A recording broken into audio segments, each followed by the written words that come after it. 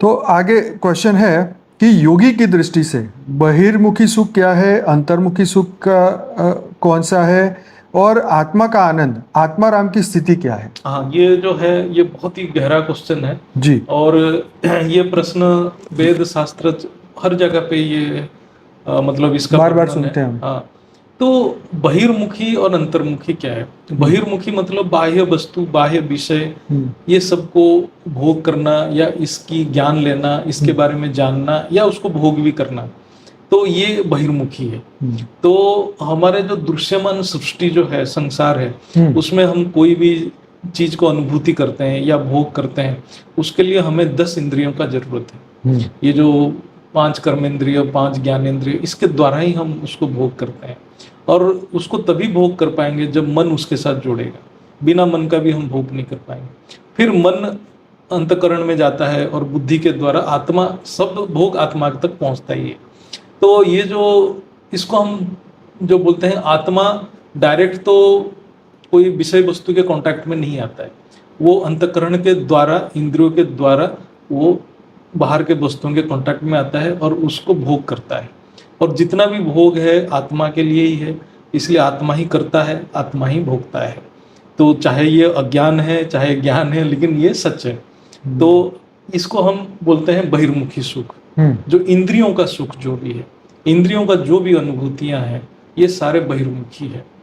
तो अंतर्मुखी जो क्या बोलेंगे, जब बाह्य वस्तु से, बाहर से जितना भी वृत्तियां आ रहा है, जो भी अनुभूतियां आ रहा है, उसको नाकार देना है, उसको अलग कर देना है। केवल मन बुद्धि से अंदर जो अपने स्मृतियों के साथ जुड़ना, अंदर जो अपने स्मृति और संस्कार जो पड़ा हुआ है बहुत सारे सूक्ष्म शरीर में, कारण शरीर में, ये दिव्य स्मृतियां हैं जो हायर डायमेंशन का जो स्मृतियां हैं, उसके साथ जो जुड़ना, उसके साथ जुड़ने के लिए इंद्रिय काम में नहीं आता है, इसके साथ जुड़ने के लिए मन बुद्धि काम में आता है। मन बुद्धि भी सूक्ष्म है, जितना सूक्ष्म तत्व है उतना मन बुद्धि भी उतना सूक्ष्म है, क्योंकि मन आकाश तत्व है, बुद्धि महत तत्व है। तो ये उस जो तत्व में जो अनुभूतियां पड़ा है, उसके साथ जब आत्मा जुड़ता है, उसका जो आनंद लेता है, वो अंतर्मुखी का आनंद है और ये बहिर आनंद है। तो अंतर आनंद बहिर्मुखी आनंद से बहुत ज्यादा इसलिए है क्योंकि जो बहिर्मुखी आनंद जो हम ग्रहण करते हैं उसमें लिमिटेशन है, बहुत सीमित है। उसमें चैतन्य शक्ति प्रवाह में बहुत लिमिटेड है, क्योंकि वो ज्यादा जो हमारे इंद्रियां हैं इसमें इतना ज्यादा कैपेसिटी नहीं है वो चैतन्य शक्ति को प्रवाह के लिए। लेकिन जब हम मन बुद्धि में कैपेसिटी बहुत ज्यादा है और जब हम अपने अंदर की जो बहुत सूक्ष्मतम शरीर में जुड़ते हैं, उसमें चैतन्य प्रवाह बहुत ज्यादा होता है, तो उसमें आनंद की अनुभूति ज्यादा है। जहाँ चैतन्यता का ज्यादा है, क्वांटिटी ज्यादा है, वहाँ आनंद भी ज्यादा रहता है। तो इसमें बहुत आनंद मिलता है। और जब बुद्धि से परे चला जाता है, सिर्फ चैतन्य ही चैतन्य है, वो तो इन्फानाइट है, वो आनंद को आकलन करना हमारे बस की बात नहीं है। तो उसको आत्माराम बोलते हैं, आत्मा के आनंद बोलते हैं। वहाँ आनंद के अलावा और कुछ है नहीं, तो इसलिए अद्वैत बोलते हैं।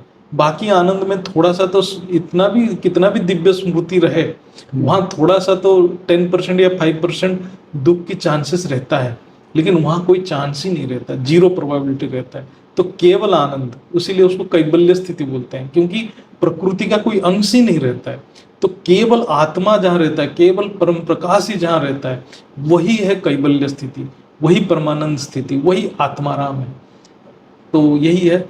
और जो अंतर्मुखी जो है वो बहिर्मुखी से अच्छा है, आत्मा के आनंद अंतर्मुखी से भी बहुत अच्छा है। राइट। बेहद की परम शांति सोचो, बोलो परम शांति। Join us daily for live meditation, 10 p.m. to 11 p.m. on YouTube Live. Subscribe now.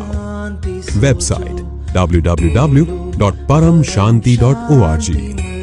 Email us anant@paramshanti.org. Like, share, subscribe. Join today.